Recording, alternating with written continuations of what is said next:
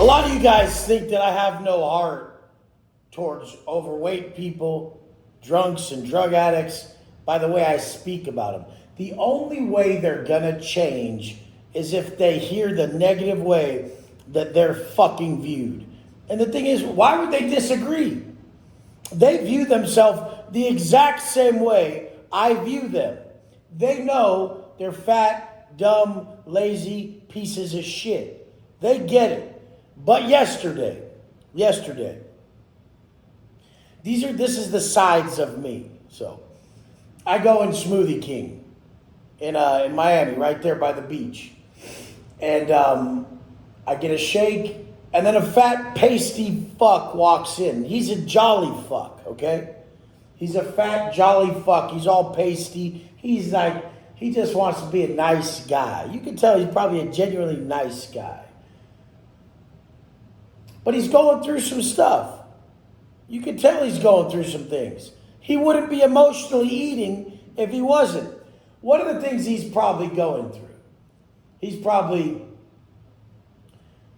pretty worried that he'll never really be loved because he doesn't love himself or his body. He probably is single. He's dealing with the lack of confidence. He's dealing with acceptance issues from the other men and other people because he's obviously a big old pasty soft bitch. And this is by choice. And I see him and I'm just sad for him. I honestly am like, oh man, that sucks. This guy doesn't even have a chance where he's at. And here he is. Here he fucking is getting a fucking shake at Smoothie King that is probably 890 calories. He thinks he's doing it right.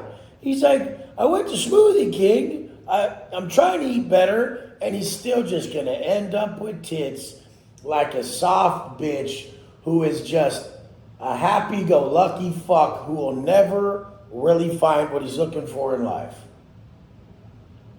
And I feel bad for him. I'm just sitting there thinking, does he fucking know what I could make him? Because he was a bigger guy. I automatically went into the way I see things. I might get to shave some fat off him real quick, 2 to 3 pounds a week. Probably take us 8 weeks. I'll be putting on some good size on him. He's going to gain size pretty easy because he's a bigger dude. He's a healthy dude. And if we got a little bit tan, we started dressing him differently. I could change this guy's entire existence. He has no idea what I could turn him into. A motherfucking stud. All I saw is what he could be. I was sad. I was angry. I was discouraged by society because everybody's such a fucking liar. His teachers, his parents, his friends, everybody around him is too stupid to be able to get through to him or even have the knowledge to give him if they could. So here I am just like, motherfucker. So this is what I do right here. I see what and who he could be when he's fully maximized. The 10.0 version of this fat mama's boy. He was for sure an overly mothered, underly fathered motherfucking bitch. Like, you guys, I've always been hard. I don't give a fuck what anybody fucking could ever fathom about West. I've always whooped motherfucking ass. Like, at like 11, 10, now I'll sock you in your fucking face. I don't give a fuck what size you are. You get that from dad. Mom doesn't teach you that. And when you're willing to fight for what you believe in, even if it's just someone making fun of you and you'll punch him in the face, if you're willing to be that type of person, you have fight in you. You end up a dog. You're someone who will roll in the mud. You're someone who will get it done. You're someone who will fucking stand on business. It's just what it is. And a lot of people aren't taught that. A lot of the kids that I know now, they've never even been in a real fight. It's like shocking to them when I talk about stuff I've done and been through in prison and before prison, the level of violence. And do you guys not get it? You guys are all fucking for it when Peterson says you have to be capable of extreme violence but willingly forego that. Well, you have to be capable of it, meaning you've done it. Meaning you've done it, motherfucker. You have fucked another motherfucker up who thought they wanted something with you. It went down to the wire, and you guys said, fuck it, we're going to get these up. And you fucking murked them. Like you just mocked them. This is what has to have taken place for you to even agree with this quote that Peterson says, which is completely true, but Peterson doesn't fit like most scholars. You know? Like I don't believe Peterson ever whooped any ass, ever, in any aspect. But I could be wrong. Anyways, I drove home and I'm like, so what is this guy's problem?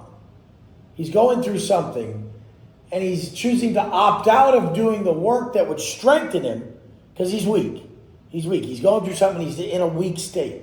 He's opting out of the work that will strengthen him, and he's leaning towards instant gratification that's weakening him.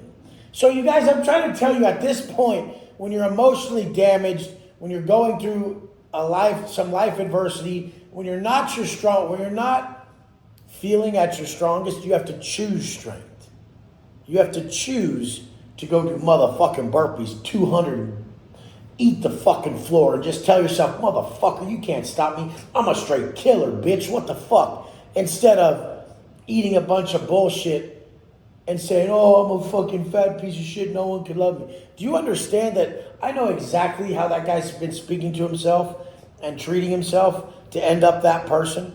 And I know exactly who he needs to be, how he needs to speak, how he needs to act to be the man he wants to be that can fulfill the life he needs. You guys, pay the fuck attention.